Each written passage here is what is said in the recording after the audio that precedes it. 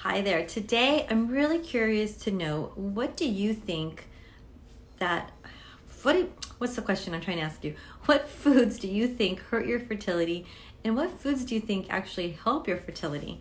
I'm really curious to know, but I've been hearing some interesting things lately.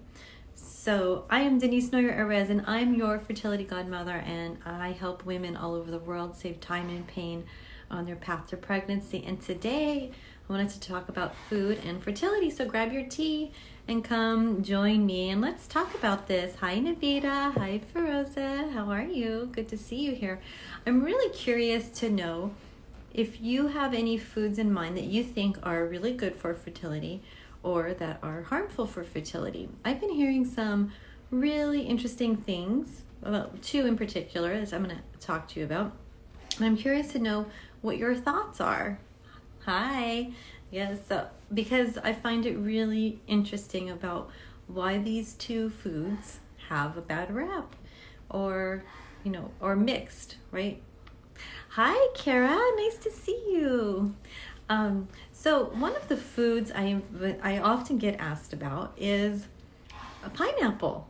Does pineapple hurt your fertility? If you think so, give me a thumbs up. If you think it's good for your fertility, well, I probably said that backwards.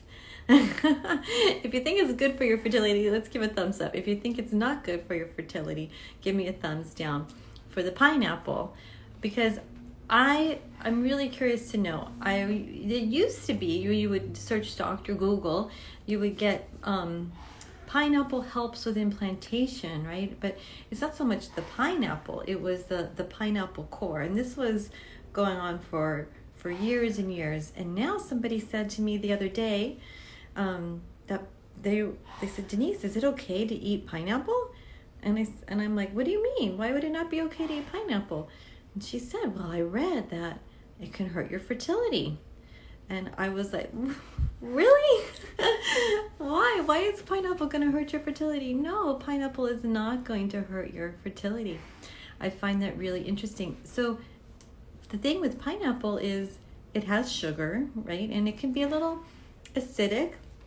So, sometimes if you have too much, some people get kink or sores, right? Or they feel you can feel that in the mouth, the tingling. So it has sugar, right? Like fruit has sugar. So too much pineapple would be, maybe if you're going to eat a whole pineapple, that could be a problem. But having some pineapple, no. What's great is it has vitamin C, it's hydrating, it's delicious. A little bit of pineapple is absolutely fine.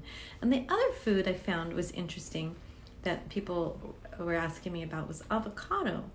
They were actually told not to eat avocado by another acupuncturist. And I said, why? Again, I always like to know why. So I assume you want to know why too.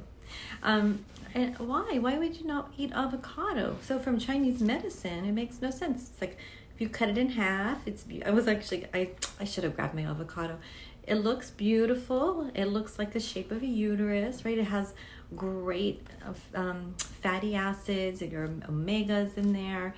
It's so good for you, avocado. Why would you not have avocado? So I'm just curious to know what your thoughts are. So please tell me in the chat if there's any foods that you think or you've heard are good or particularly bad. And now I'm going to tell you my favorite foods that support fertility. And it's really not a food. I was really going to go with food groups for you.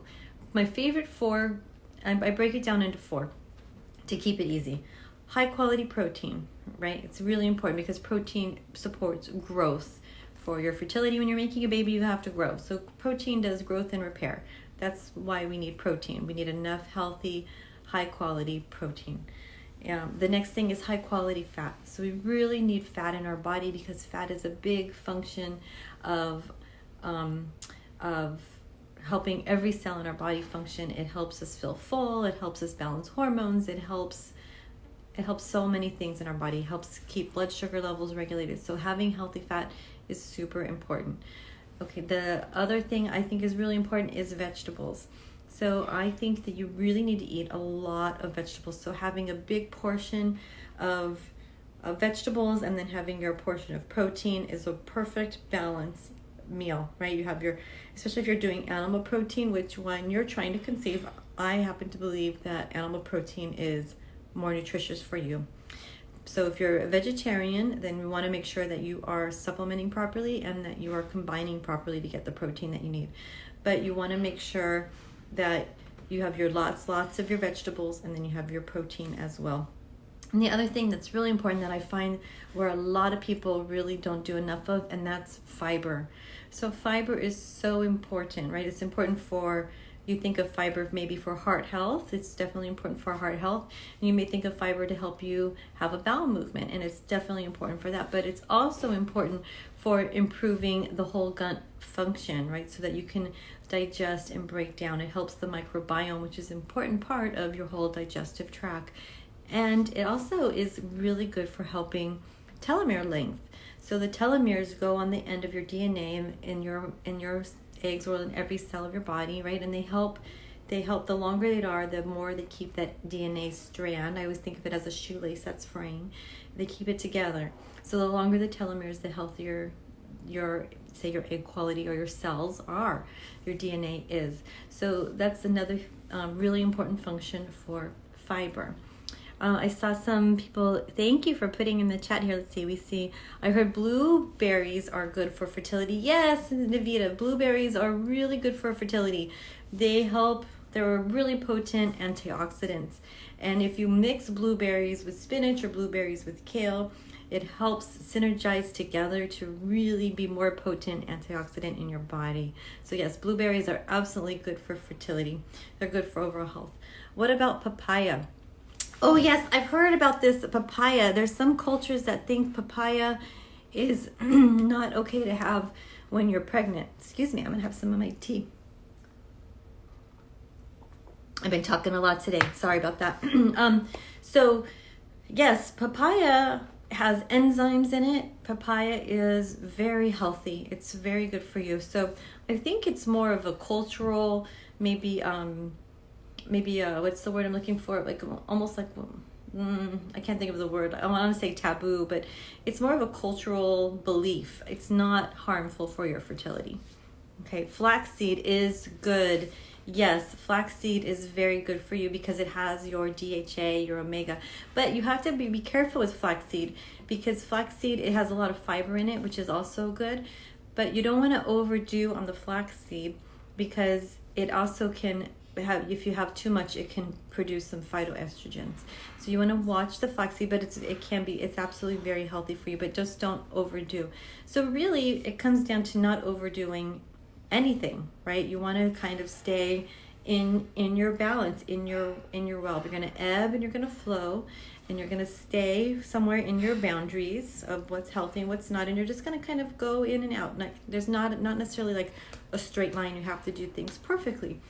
So flaxseed is one of those things as well. I think everything really is. Oh, absolutely, my pleasure. And so the two foods that are really toxic for your fertility and really your overall health, and I'm going to say this and you're probably going to go, yeah, I know that. So just go, yeah, I know that. Good job. And the first one I'm going to mention is sugar.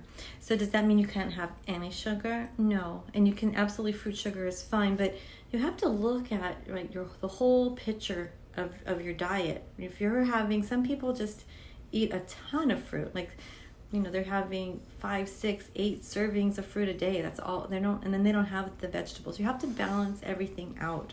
Otherwise, yes, the fruit sugar can be too hard on your body too and create that inflammation and those insulin spikes. But sugar in general is very inflammatory and it makes your body work. So it doesn't mean you can't have sugar, but just pay attention to how much you are having. So usually I like to say not more than 25 grams of sugar a day. And to me, that's a lot of sugar. So in general, for just overall health, which is going to absolutely affect your fertility.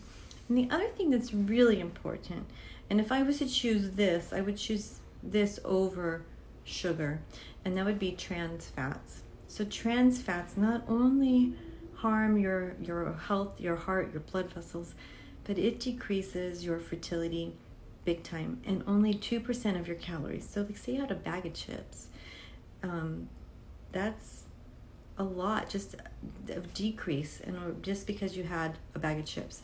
So I don't think now that if you want chips, maybe you can make chips, or you can get a healthier brand of chips. But chips, they stay on the shelf for years. Doesn't that kind of gross you out? It does me.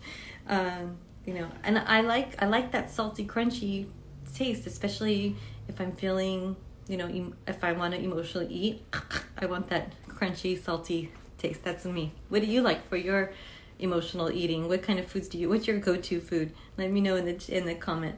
So anyways, I hope that you find this helpful. There's nothing wrong with having some pineapple. There's nothing wrong with having avocado. The things you want to stay away from are anything that has too much sugar and that has trans fat. So watch out for those donuts, watch out for those bags of chips, and really be mindful of those things. All right, here's your health and fertility. Thank you for joining me today. I hope you found this episode helpful, and I'll see you next week. Mwah. Bye-bye.